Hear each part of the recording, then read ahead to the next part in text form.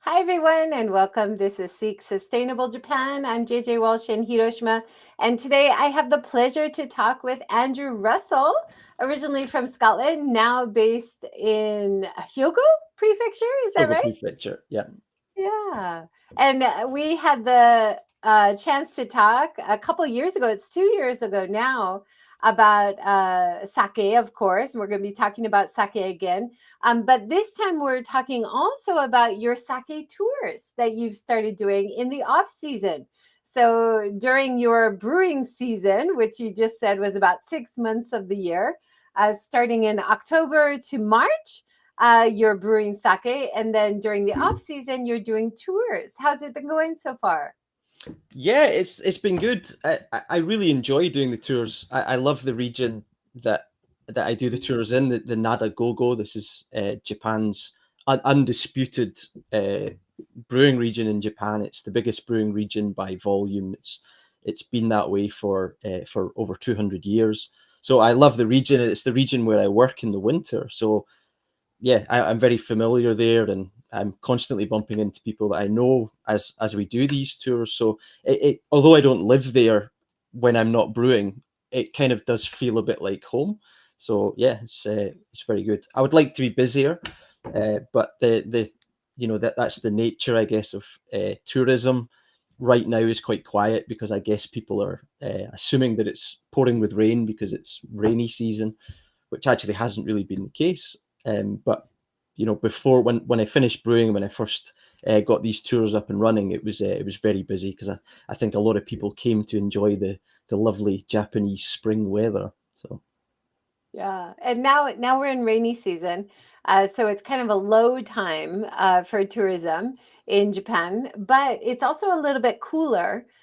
So I've had more visitors coming, but I think Andy, it just takes time to build up for people to know that you're doing it, and I think you'll get busier and busier.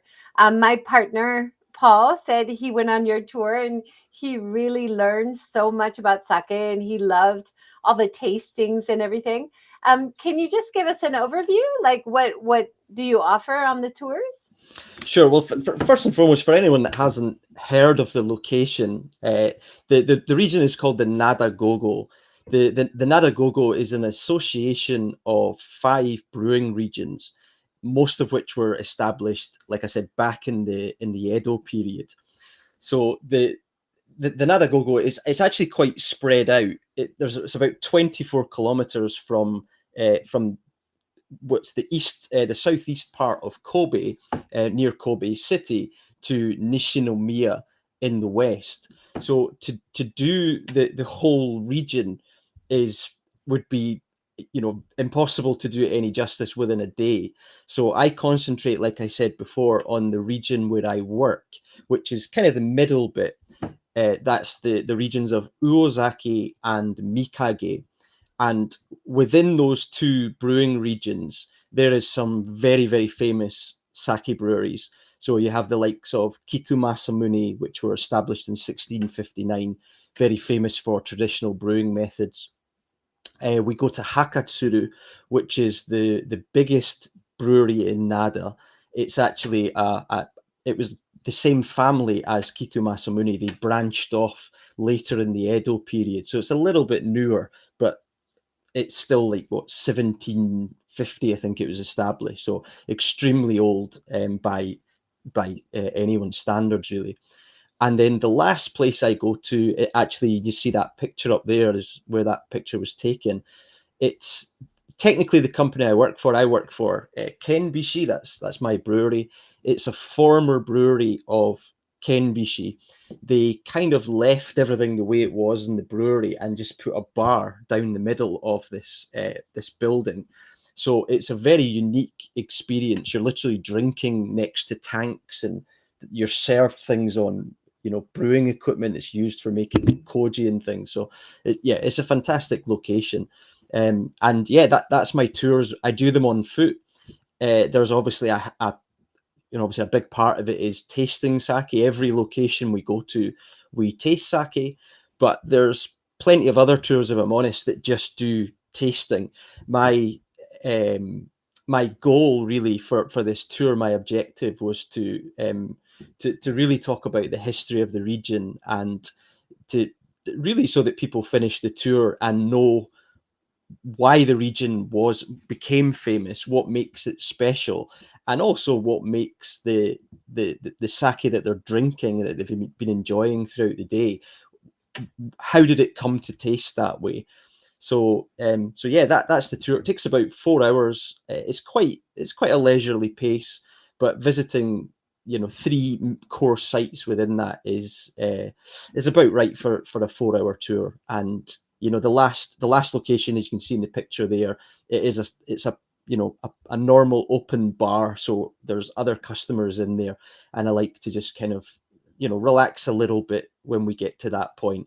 And that's really just where you do a tasting part, and we don't talk about the history part. It's just to enjoy the sake at that point. And in talking about enjoying the sake, I think that's something we talked about last time a little bit. A lot of the visitors on my tours too, they're interested in sake, but they don't know much about it. And then other people always say, I say, "Oh, have you tried sake?" And immediately they say, "Oh, I don't like it. I tried it once or something." But something you were saying last time is just keep trying it. Just have an open mind. Try it hot, try it cold, try it in the onsen, try it in a wooden cup, like just keep trying it in different ways. Sake is so different year by year as well, right? Yeah, it's an incredibly versatile beverage. This is what I always try and get across to people. The way it's being drank at the moment, I think, is a bit of a shame. It's being pushed as this kind of wine equivalent, and to drink it like a wine is you're just scratching the surface. It's not actually its natural element anyway, but it's testament to how versatile it is, that you can drink it like a wine and you can enjoy it in with foods that you would typically enjoy with wine, like cheeses and things. It's actually a far better pairing with cheese than wine. I know the wine people will probably shoot me for that, but other than that, it's just so, like I said, versatile. That is the word I'm going to probably keep using tonight. It, it's not fussy about what you pair it with. It's not fussy about where you drink it. It can be a very formal occasion, or it can be a very informal occasion. The Japanese, here they drink it all the time outside. So it's as comfortable in a top end 5-star restaurant from a wine glass as it is from a simple tumbler, in a park somewhere. And of course, I guess its main selling point is the fact that they have sayings for this in Japan, that it just pairs so well with almost anything. I've yet to find a bad pairing, which is why sake and food pairings are actually not really a thing in Japan. This is a modern thing that's coming from overseas consumers, and that isn't to say that sake is not sophisticated or anything. It's quite the opposite. It's just such a versatile beverage to pair with foods that you don't need to worry about it. So yeah, I always try and shun that side of the industry that perhaps maybe wants to push it towards the higher end thing, which can be quite intimidating, and I think probably puts some people off. And just say, just enjoy it, do it in your own way, try as much as you like, and whatever, after you've done all your experimentation, you're likely to find a style that suits you and an occasion that you like drinking it at, and just enjoy it from there. Absolutely. On my tour of Hiroshima City, we walk through the grounds, the castle grounds, and there's a great little snack shop, and they have really unusual flavors of ice cream. And one of them is sake ice cream. And I had a guest yesterday from Boston, and she tried it, and she was like, "This is so delicious." And just having that open mind, just try it with different things. So I don't know if that would be included with pairing, but sake ice cream is a bit out there at the moment, right? It's not something you see every day.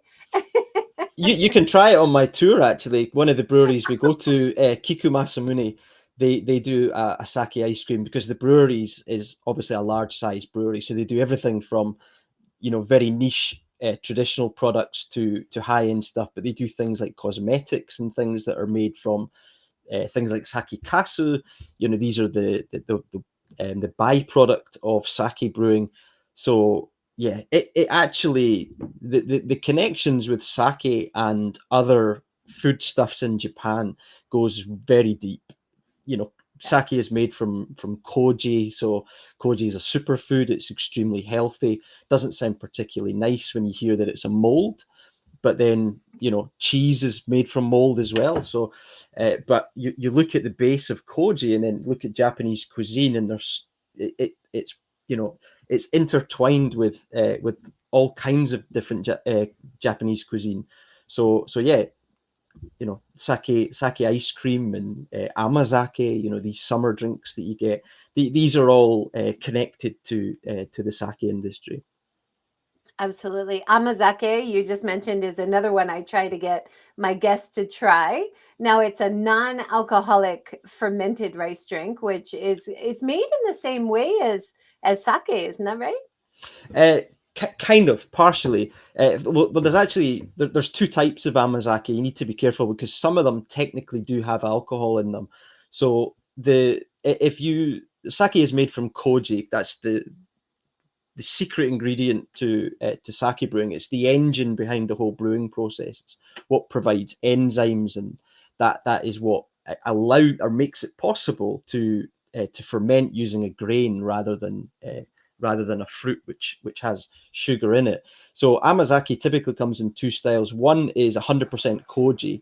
So what they do is they make the koji in the same way that they would for sake brewing, and then they just mix that with hot water, and it's a little bit more complicated than making it sound, but they basically let it come together, and that's amazake. Now they used to drink that regardless of the season. It's got a reputation as a winter drink for some reason, but it's actually fantastic in the summer as well, and the Japanese sometimes drink it to fend off the summer heat because it's so good for you. It's loaded with Yeah. amino acids and things. But Oh, there is it's beautiful cold in summer, but also really nice warm with a bit of grated ginger in winter. yeah, That's my favorite. Yeah. yeah, I'm sorry. It's hard to get in the mood for it because it's so hot today. But Yeah. uh, that in the winter sounds absolutely fantastic. But yeah, there is another type which is made from sake kasu. These are the sake lees. Like I said, this is the byproduct of once you've pressed sake, you're left with solids and liquids. You drink the liquids, and then the solids are used for a lot of other things like pickling and these kind of things. But you can add water to that sake kasu, and then you've got what's also called amazake. But sake kasu has a very low content of alcohol in it, which does go into the amazake. So it's not going to be anything dangerously high, but technically speaking, it does have alcohol in it. It's I think in America, like we have kombucha, right? We have a lot of fermented drinks which are very popular. Of course, Japan is all about the fermentation for so many parts of the food and sake. But I always say I've heard so many Japanese women talk about amazake as the reason they have nice skin. And of course, good gut bacteria. It's good for your health. But it's always fun to try. Also, another thing connected to beauty, which you mentioned, is using the byproduct of sake to make beautiful beauty soap. This is something I often see in sake shops and I introduce to guests as well. Do you also see that in a lot of sake shops in your area or on your tours? You do see that in Nada, yeah. Because, like I said, small breweries don't really have the means to process these kind of things. It requires big investment to obviously to have the know-how to do it, and then the machinery and the facilities and what have you.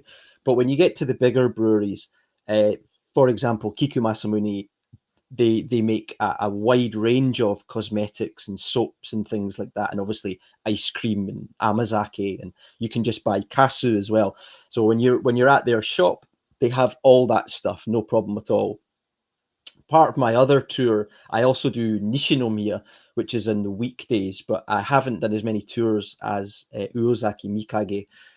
I think just the fact that it isn't at the weekend and it's a little bit more higher level. It's things like looking at the water, the famous water of Nada and stuff. But one of the breweries on that tour, a brewery called Nihon Sakari, which is very, very famous brewery, they were the first to do cosmetics from sake byproduct. So their shop is very well represented with these kind of things as well. In fact, that would probably be the most famous cosmetic product made from sake in Japan, I suspect. That's awesome. That's something I've talked to people brewing beer, talking about how they filter out the waste product. They give it to farmers. The waste product is reused in farms. It's of course a very important part of sustainability and the circularity of where your product comes from. Of course, the choosing the rice and the water is a very key part. But also in the now you wouldn't be doing tours at this time, you would still be doing brewing. But when I do tours in like January, February, quite often something we see in sake shops is like it looks kind of like heavy tofu, and it's a byproduct of sake making, and then people can buy it and put it in soups and stews. Have you Yeah, seen that? is that?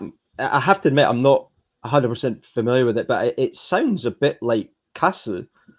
I think it is the kasu. Yeah. Yeah. So like Kasu is the like I said before, Kasu is the byproduct when one of the legal requirements from way back in the Meiji period for sake to obtain its legal definition, which is seishu. That means clear sake. Is the literal translation of that.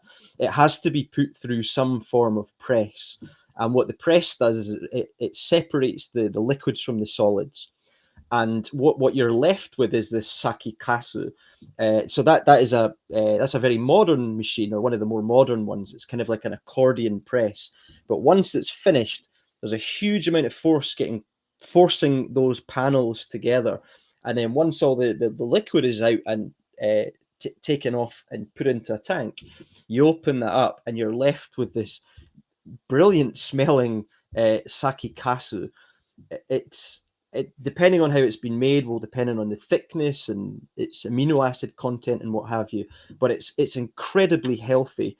It's I hear people saying just actually applying that to your face. I won't say who it is, but there's someone in my family that always makes me take it home, and she puts it on her face, and that's maybe this. Going back to what you're saying about some of the Japanese women that claim um, to it's very good for their skin. So yeah, but it can be used in other things like pickling, but you can also just put it in soup. They call that kasujiro, and that gets brought out at during the winter. It's delicious. It's very healthy. Kasu has a very particular aroma, and it isn't to everyone's taste. You tend to divide people into people that absolutely love it and the people that can't stand it. But I'm on the camp that likes it. I guess I've just been around the stuff so long now that it's become something I recognise as delicious. So yeah, that's probably what you're meaning. That's really what it looks like. And if now that you mention it, I could take one of those layers. It's like a pack of layers that have been pressed, like you said. I could just cut out eyes and use it like a face mask. That would make sense too. You absolutely could. Depending on the casu, that's quite an expensive face mask, though, I'll warn you.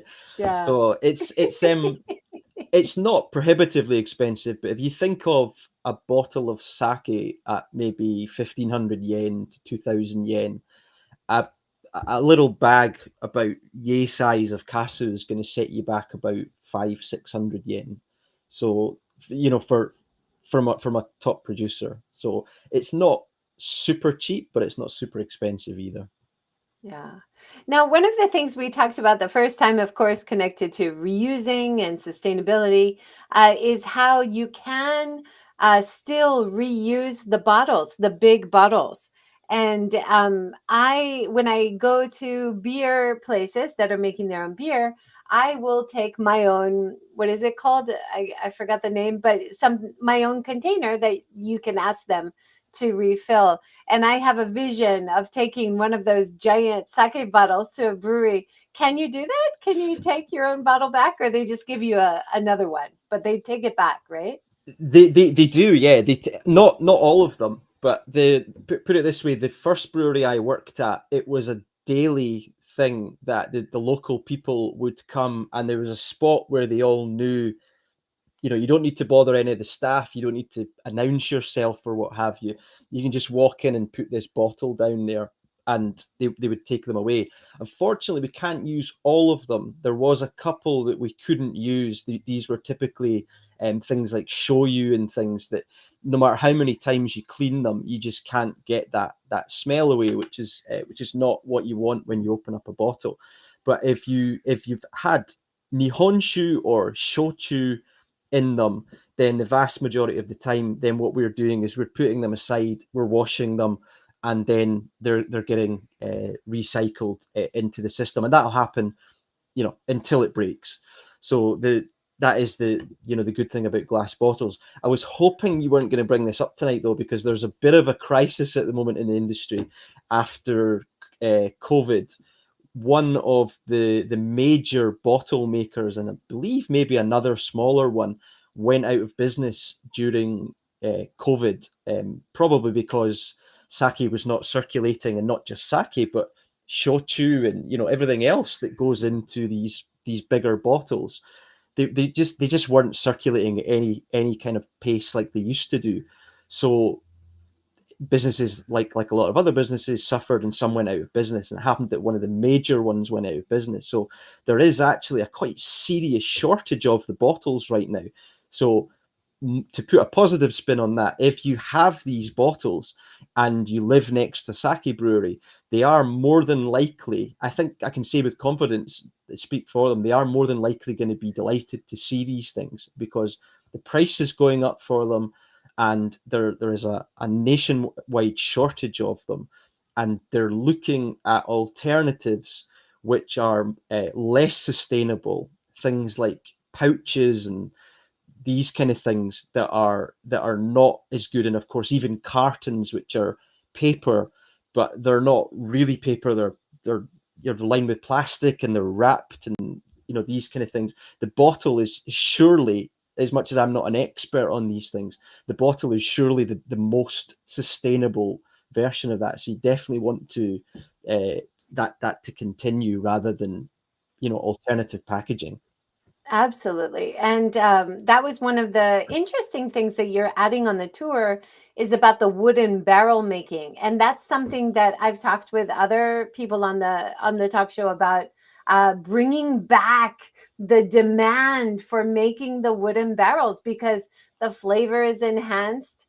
I heard you had this great story about how sake was shipped to Edo, and it had this great flavor of the wood. Can you tell us that story? Yeah, of course. So during the Edo period, of course, there was no glass bottles. There was no glass bottles until about the late Meiji period. That's when everything changed, and bottles became the main vessel for transportation and for selling. But before that, there was a number of things they did to get around that. But for the transportation side of it, they were they were they're directly bottled into these things called taru, and they're beautifully or ornately designed as well. You still see them outside a lot of other breweries, but it was a much more practical use back then. That was the only way they had. Now the Nada region, it became famous, or a big part of its success came from its location next to the sea. During the Edo period, that was the primary method of transport for transporting sake. And what they would do is they would load these big barrels onto boats, and the voyage would take about 10 to 14 days. And when this started, obviously the distribution would not have went that far. So it was a big thing for establishing the region to be this big region that was supplying Edo, which became Tokyo. But on the voyage, the sake was getting rocked about within this sugi. They say it's a Japanese cedar. It's actually not a cedar, but It's quite fragrant. It's got a lovely smell if you ever get to hold cedar. And by the time it reached Edo, it had imparted a very particular aroma and taste to the sake. And if anyone wants to try exactly what that is, then you can go into most kombunis in Japan and pick up a taruzake 1 cup from Kikumasamune, which is the brewery I go to. Kikumasamune still incredibly make sake in this way. Obviously, the sake doesn't have the voyage of going to Edo anymore, but what they do is they bottle it and they age it for about 2 weeks, which is about roughly the same time it would have taken to get to Edo, and you get this lovely sugi aroma into the sake. And yeah, part of the tour, about 35-40 minutes, is spent in the workshop where they make these things, and that came about through sheer necessity. The craftspeople that were making these exquisitely handcrafted taru, and obviously making wooden tanks and everything, that became a dying craft when bottles and enamel tanks and stainless steel tanks and what have you became the norm. But Kikumasamune wanted to keep that style of sake, that characteristic. So the only way they could do that was to do it all themselves. So they formed a separate business within their primary business of making sake, and they started training up these craftspeople. And I think there's about 5 of them now that make about 15 a day, I think it is. So the next time you go to the kombini and you see sake and you think, well, that's just some cheap 1 cup. If you do the tour, you'll really see how difficult it is to do that. But that's actually probably about as craft as you're ever going to find in the entire sake industry. So That's really interesting. So even some of the practices of the bigger breweries is really a craft, like a artisan using local traditional ways, even maybe more in some ways than some of the smaller breweries, right? That's amazing. yeah, absolutely. It's not a very popular opinion. I tend to get a bit of a reaction when I say to this to people in the industry, but actually the opinion of Nada brewers and Fushimi brewers, and to a certain extent Saijo brewers, is these big factory like breweries that are churning out cheap table sake with no regard to the process and what have you. And for sure, that kind of thing does exist. That kind of sake does get made typically by the bigger breweries. But these breweries often, I mean, often, nearly always, make extremely quality handcrafted sake as well. And in all honesty, the ones that do are far more of the image of craft that people have in their mind than the breweries that are seen as the paragon of the paradigm of craft. For example, Kikumasamune, they were the last bastion of Kimoto up until it became trendy and the smaller breweries started to pick up on this. And honestly, it's these are the people that taught these smaller breweries how to do these traditional crafts. Kimoto, which is kind of a trendy thing at the moment, it's a traditional method of making the yeast starter that goes to the Edo period. It's extremely laborious, extremely time consuming, very difficult to do. It requires a high level of skill. It was really only Nada brewers and one up in Tohoku that were doing that for decades, and then it became trendy and smaller breweries did it. And of course, things like taruzake, going to the lengths of making wooden containers, these taru and tanks and wooden instruments and what have you. Virtually all of these breweries that still do that in any capacity are in the Nada region. For example, Kenbishi, the brewery I work in, Kikumasamune. So yeah, there's a bit of a I don't know how to put it, but the image of these Nada brewers is wrong, and the image of smaller breweries is often wrong as well. And that isn't to criticize the smaller breweries; it's just to point out the fact that these breweries have the means and the skill, very importantly, the staff that are trained to do these kind of things, that they can still continue to nurture these traditional techniques. And without them, most of them wouldn't be in practice anymore. They would have been lost to history. I think these are the kind of stories which make it really interesting and why you want a guide when you're walking around, because it's not only about how much was this sake polished, or is it a dry or a sweet taste. It's more like the kind of not really the politics, but like the history of the brewers, but how it connects to the past, but also connects to the present situation as well. One of the interesting stories I tell is about when President Obama came to Hiroshima, and it was a big deal choosing what sake he was going to be given at the dinner. Now, he was with Prime Minister Abe, and I heard Abe wanted the famous one from Yamaguchi, but because it was in Hiroshima, one of our most famous Hiroshima sakes was chosen, and it's the one with the gold leaf in. And whenever I go in Hiroshima sake liquor shops, they always have a picture of Abe and Obama together drinking this one. So it's one of the most interesting stories, I think, for the visitors, right? Yeah, absolutely. Yeah, so I know what you're talking about in that they tried Kamotsuru, didn't they? It was the Kamotsuru gold flake Daiginjo, but of course Abe would have been very keen for it to be Dasai, and I think they really pushed Dasai on the political front very heavily. I think there was a lot of other events where they managed to get Dasai served to customers, to these diplomats and what have you. So it almost became soft power, Yamaguchi sake. But the good thing about that is Yamaguchi was not doing particularly well up until quite recently, and that's a region that has really become rejuvenated through these kind of things. So not just Dasai, the fact that there's incredible brewers down there. So sometimes these smaller regions, is good to get them in the spotlight. So I don't feel bad that if Dasai being on that stage had a trickle down effect for these other small breweries, then I guess that's a good thing.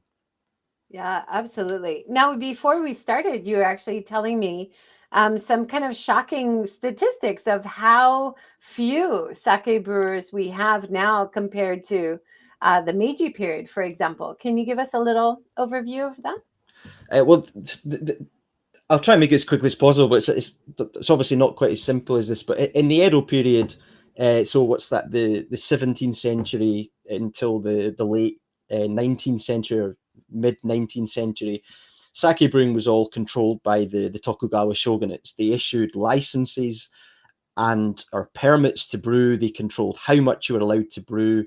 They controlled who it was being sold to. Sometimes they even controlled what they were making. They were all allocated an amount of rice and what have you. It was extremely heavily controlled. And then when the Tokugawa shogunate collapsed, the Meiji rulers were obviously, the sad part of this history is they had ambitions to become an empire, and there was a lot of wars. There was the wars with China, there was the wars with Russia, and the sake industry, unfortunately, funded a lot of that. So it really, if you thought the Tokugawa shogunate had a firm grip on it, the Meiji rulers had an iron grip on it, and they controlled huge amounts of the industry, and very, very tightly as well. And what they did to raise taxes, they realized that it was brilliant at generating taxes, is they just opened up the licensing system. So they basically said anyone can have a license as long as you pay a fee and as long as you keep brewing sake. So it went into the tens of thousands very, very quickly. But it's often attributed to the war that there was this massive decline. It actually declined a lot quicker than that, because sake brewing is extremely complicated and you need skilled people to do it. And a lot of the brewers didn't realize that it's one of these things that looks quite simple from the outside looking in. But the reality for a lot of them was they didn't know how to make sake, and businesses folded rapidly. But then the second punch, I guess, was the war period. it becomes very, very tightly controlled again. Rice becomes something that they're not willing to waste on sake because there's a rice shortage. And of course, after the war, the rice shortages continued. So again, there was a limit on what breweries could do and what they could make. And you have this really bad period of shortages of sake after the war, which led to very cheap, nasty stuff getting brewed.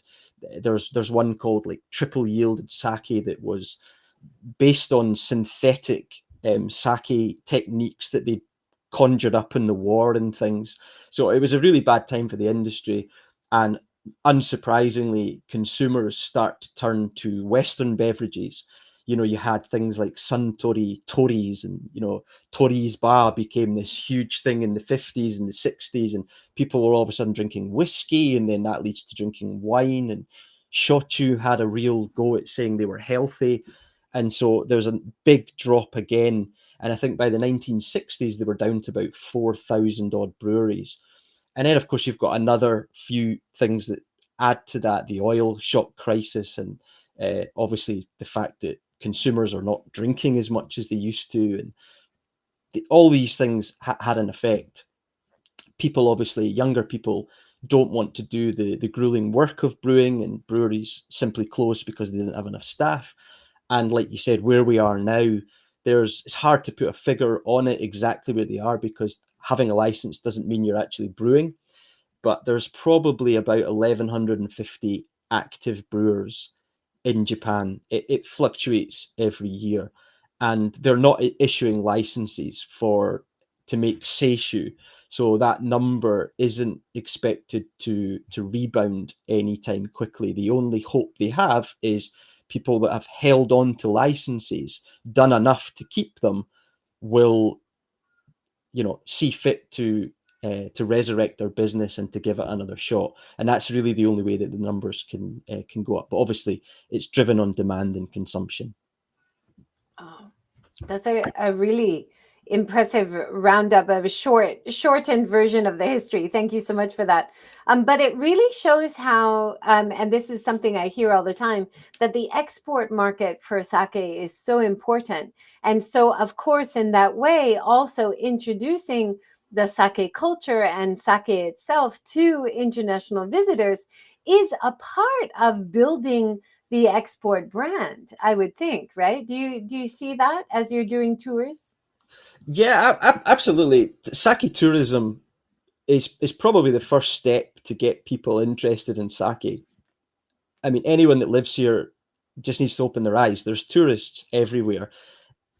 I've only been in Japan for about 10 years or something. I think I first came here about 20 years ago as a visitor. And every year you see more tourists. So tourism is absolutely booming here. And a lot of people know of sake. It's one of the things, when you think of Japan, you probably think Shinkansen, cherry blossoms, sumo, sushi, Mount Fuji, and you're probably thinking sake as well. So it's on people's to-do lists. So even if they don't have the intention of it becoming part of their everyday consumption, so there is a chance to convert these people into sake drinkers. So I do see my job as I've got about 4 hours to make them see what I see in sake, which is this incredible beverage, and what other people working in the industry see is this incredibly versatile, enjoyable drink that is just a great companion to the meal or drinking on its own. And hopefully from that they'll say, well, okay, well, maybe we'll investigate it when we get back to our country, or that's their kind of hook into getting it. Because by the time it gets overseas, this is not a fault of the people that are importing it to their own countries. It's very, very expensive. It's prohibitively expensive in some countries. You're talking, 4 times the price that it would be in Japan. Retail, you get it into a restaurant, and the sky's the limit. You don't know kind of what markup you're paying, but the prices are completely different overseas to what they are in Japan. So if you've not had that experience in Japan, you might you very very well may just pass on it and think, well, it's too expensive, it's a risk. Isn't that just the stuff that the cheap stuff that they drink hot and what have you? So yeah, sake tourism is a big part of increasing consumption overseas as well, and increasing awareness overseas. Absolutely. I love that example of how to hook people. I think those stories that you tell, and you have a master's in Japanese studies as well. How much of that learning comes into the stories you tell, or is it mostly from your experience with the brewers and brewing yourself? It's kind of a combination, I imagine, of both. Yeah, it's a bit of both. Like I love Japanese history. That's why my degree was like you said, my master's was in Japanese. It wasn't just a language; it was about half history, culture, and half actual Japanese language. So, of course, when you're talking about these periods, the Sengoku period or the Muromachi period, and these all have distinct points in sake's history, and you can kind of relate the sake industry to what was happening at the time, and of course the Edo period as well, which is kind of my biggest point of interest, and then obviously into the Meiji period and stuff. So you kind of need a little bit of a background, a bit of context to what was going on. What was the political landscape at the time. There was a lot of wars, for example, during the Muromachi period and the Sengoku period, and obviously that goes without saying. And that had an effect on the sake industry. And then the Edo period is this very peaceful time. Japan is virtually closed, although it's not a closed country like what people are saying. And so the sake industry really thrives in that point, and that's where really the foundations of the sake industry were formed. So yeah, when I am doing my tours, as much as people will listen without getting too bored, because some people do just want me to shut up and drink, which is absolutely fine as well. But I do try and get in as much of the history aspect as my guests will allow me to. Now you're originally from Scotland. Something I've noticed with Hiroshima sake brewers is they're diversifying. So they have sake, but also they're making whiskey, making gin to help their business be more resilient, I imagine. But to the visitor, it makes it more appealing that they can try other products that maybe they're more familiar with. Are you seeing this as a trend around Japan, or is that kind of Hiroshima specific? Maybe. No, it's a trend in Japan, definitely. I mean, I have to admit, I'm a little ambivalent about the whole thing because, in one sense, yes, it's good, and bring it might bring people in that want to try a gin or a whiskey, and then they end up drinking sake. But at the same time, there is the part that you think, well, they're obviously doing it for a reason, and the reason may well be that the sake side of things isn't sustaining itself, so they're doing it to stay afloat. Now there has been a trend. It seemed to be mostly beer for a while, but sake brewers were making beer. And again, I mean, no disrespect to the other industries and what have you, but if you can make sake, then there's a good chance you can make pretty decent beer. It's the other way around would be very difficult because there's so much extra process that goes into making sake than there is beer. The same would go for wine. And again, the wine people will probably shoot me for that, but that is my opinion. Sake is a process-driven beverage. So when you're at that level of being able to brew sake, there obviously there's a lot of byproducts as well that you can make things like shochu from, but just being able to have the techniques to do that, it's probably not as much of a jump as it would be for a complete beginner to get into something like distillation or making beer or wine or something like that.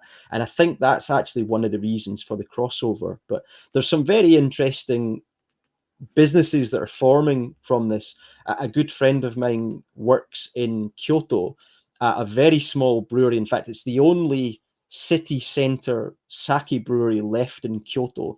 Kyoto used to have about 300 brewers, and they were all in the center of Kyoto. Now all the production has moved to Fushimi, but there is one left. Matsui Shuzo, and it's a very unorthodox brewery. It's very small. You could almost call it a craft operation. It's done in the lower level of an apartment building, so it's actually very easy to miss it. But they've just started diversifying their product lineup, and it's working very well for them. So they make gin. They have plans to make whiskey and what have you in the future. They're doing all kinds of liqueurs and these kind of things. So there's some good success stories coming out of it, but there is still the part of me that would still rather that sake was enough to to be profitable for everyone. Yeah, absolutely. I do see the argument.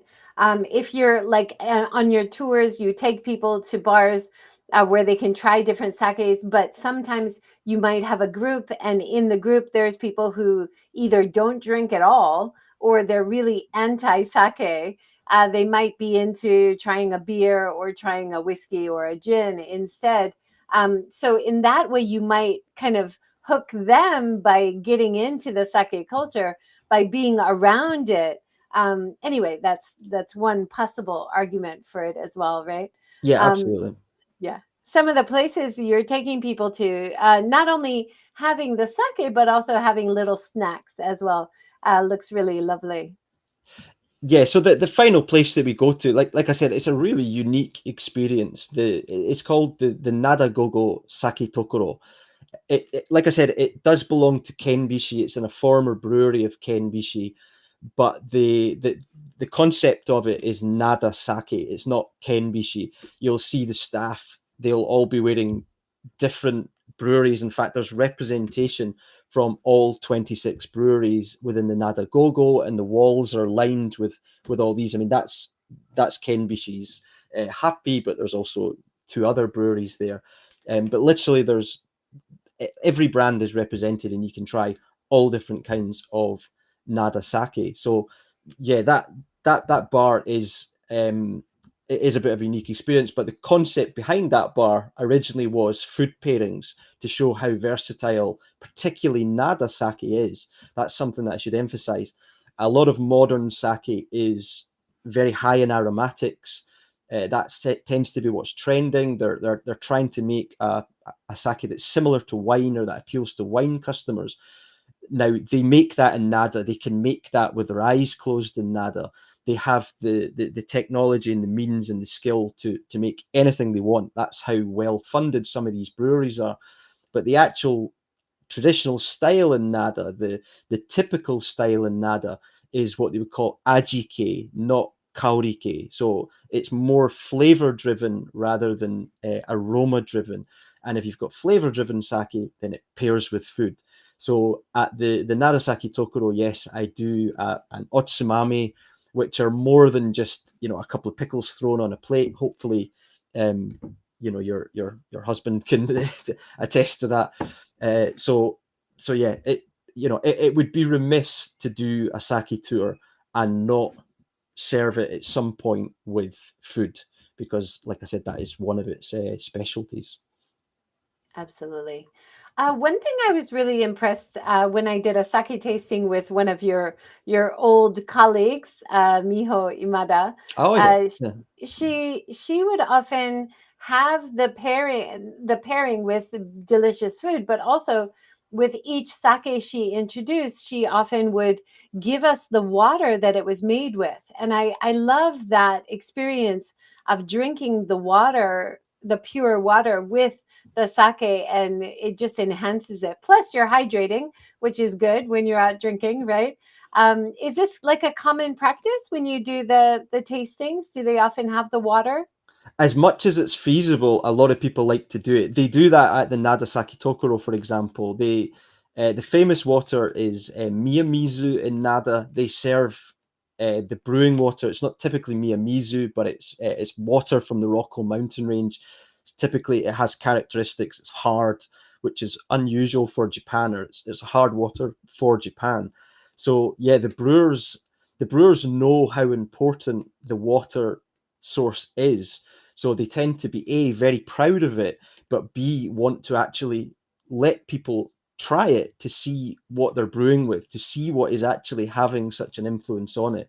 So you do see that as often it is feasible to do that. Now, of course, you're talking about Miho Imada, where she is, it's the opposite of Nada.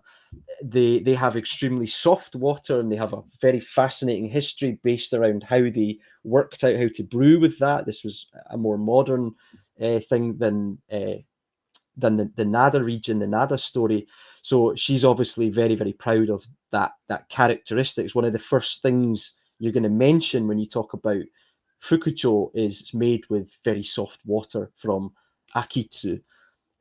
There's I don't have time to go through it all tonight, but there's a whole interesting story about that. If you just Google Miura Senzaburo, that is the gentleman who discovered this method of brewing with soft water, and he's the one that came up with the name for Miho's sake brand. So yeah, I'm totally with you on that as well. It's great to try That's water lovely. that's been used to make. Yeah. And if you go around the Saijo sake area, where all the brewers are right next to the station, it's a great place to explore sake in Hiroshima.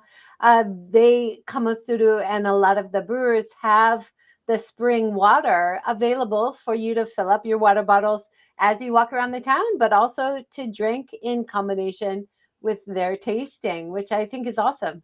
Yeah, and it's a busy well. I know the one you're talking about, the one just at the entrance to Kamotsuru.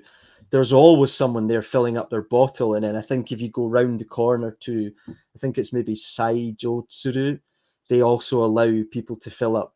I think that's fantastic. You know, it's also a bit of an advert for the brewery, because if people are saying, there's obviously people, they're so close together in Saijo, all the breweries are not far apart. So if you're living there, you can probably choose which well that you want to go and fill up. And I'm sure people have got their favorites, ones they like more than other ones.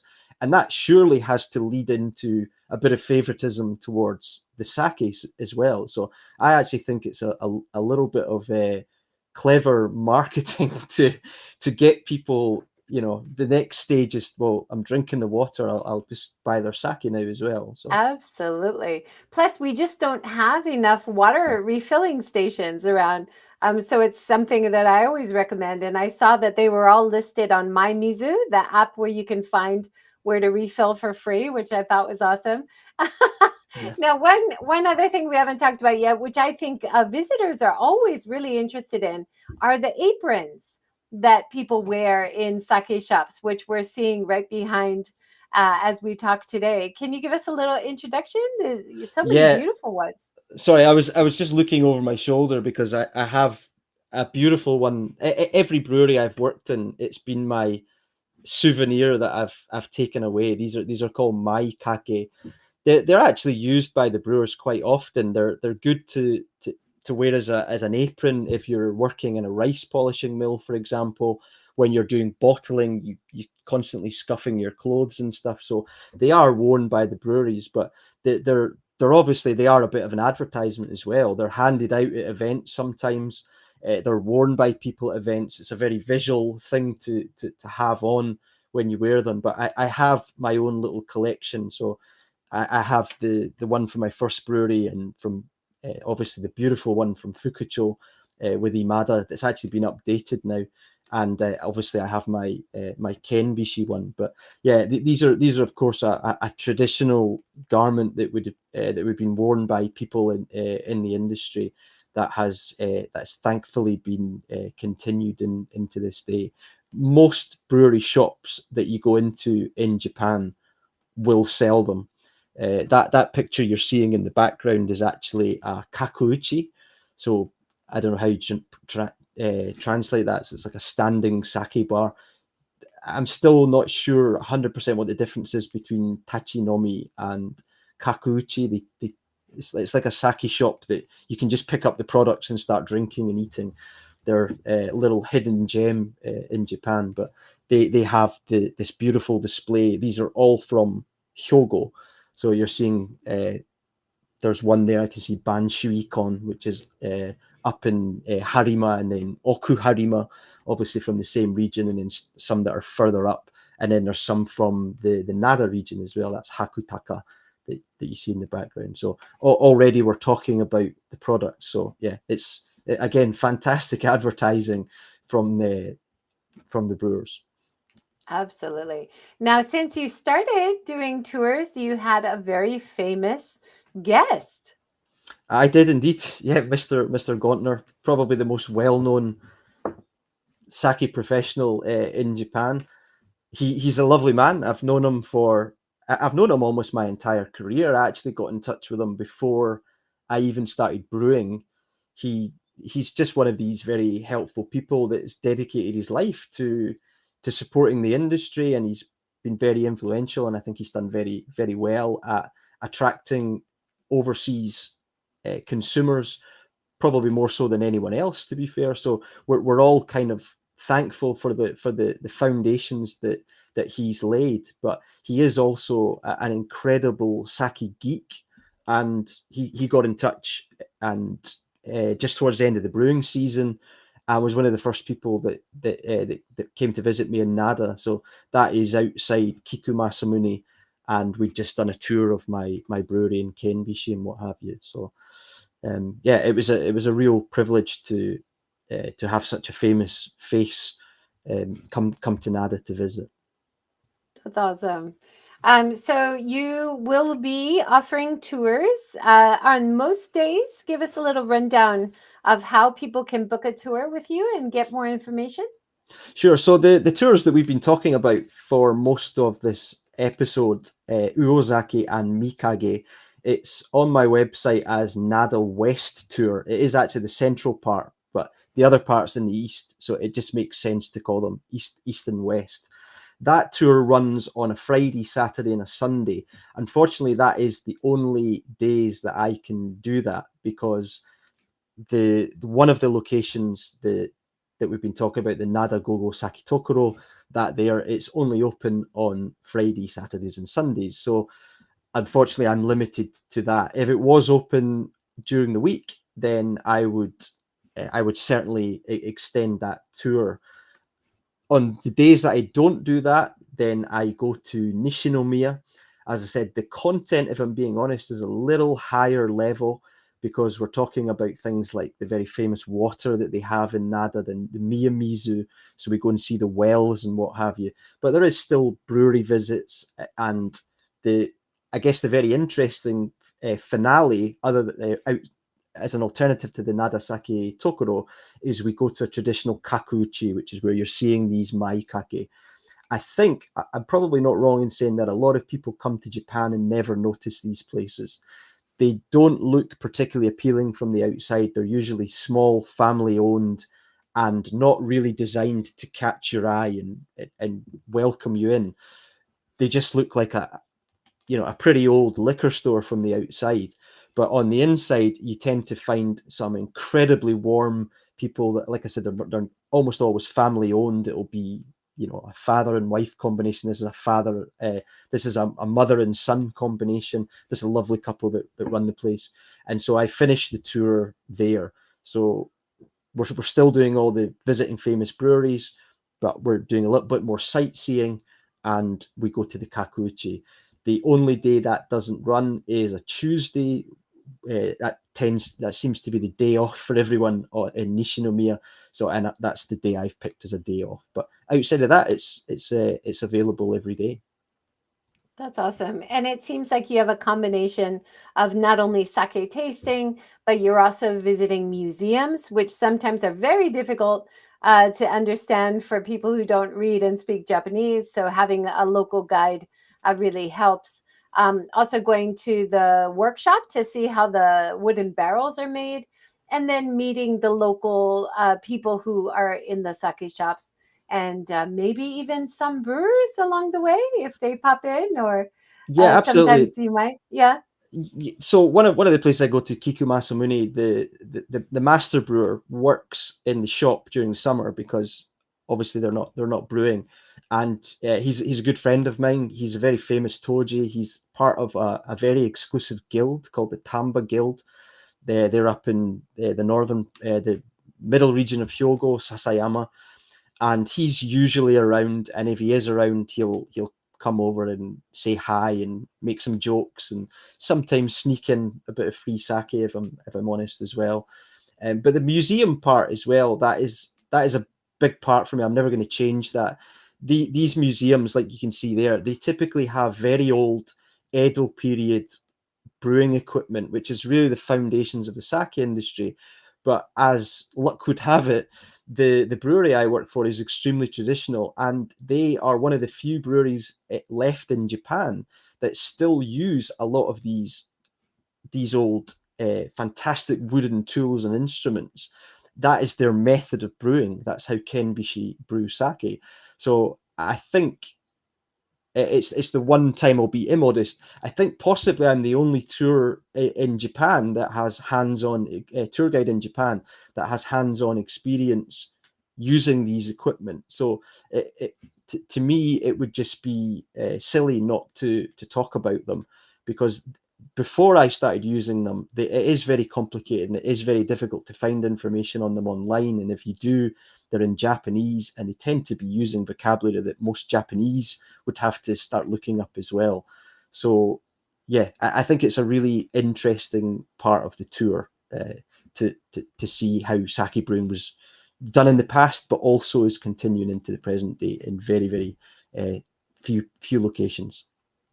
Yeah, that's an amazing point. I haven't come across any guides who have actually been brewers either. So this is a great point to sign up for a tour with Andy if you're in the passing through the Hyogo area, which is very central as you're traveling around Japan. So it's very easy to get to. Not too far from Kobe and Osaka. Is that right? Yeah, it's really easy to get to. I can't stress that enough. I've had a few people saying, why don't you do tours in Fushimi? Because that's where everyone is, because obviously everyone goes to Kyoto, and not everyone's going to come to Kobe. Kobe is quite a popular location, but not everyone's going to come there. People come to eat Kobe beef. Outside of that, it's shopping and bars and what have you. There's not a huge amount of sightseeing in Kobe, but it's so easy to get to. If you're in Kansai, then you can get to where I am very easy. Nishinomiya is about 20 minutes on the train from Osaka. It's well connected. Sanomiya is obviously a central hub. It's a transportation hub. There's about 5 or 6 main lines go right the way through there. There's Shinkansen as well. But if you're in the Kansai region, for example, you're coming from Kyoto, or you're coming from, even better, Osaka, it's really, really close, 20-25 minutes maximum.